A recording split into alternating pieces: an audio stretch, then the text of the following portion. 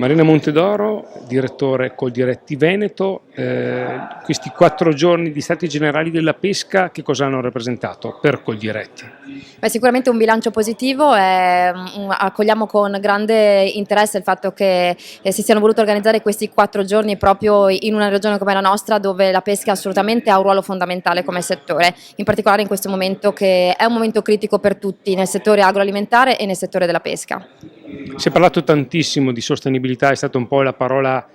chiave di questi Stati Generali, sostenibilità che si può assolutamente declinare anche su tutti gli altri comparti. Sì, assolutamente è una parola d'ordine che dobbiamo sempre tenere presente. È chiaro che con i dovuti distinguo, considerando la situazione che stiamo vivendo ormai da alcuni mesi, che è, ripeto, è critica e quindi va affrontata proprio anche con la giusta capacità di ridare un po' di valore a questo settore che ne ha veramente bisogno. Io credo che dobbiamo fare un plauso al nostro assessore Corazzari perché sta veramente dimostrando come per lui e per la regione la pesca abbia un ruolo centrale per Regione Veneto, e io credo che ci aspettiamo dalla fine di questi 4 giorni anche un momento un po' di riflessione per trarre le conclusioni e darci un po' delle linee guida proprio per tutti insieme cercare di ridare speranza anche ai nostri pescatori.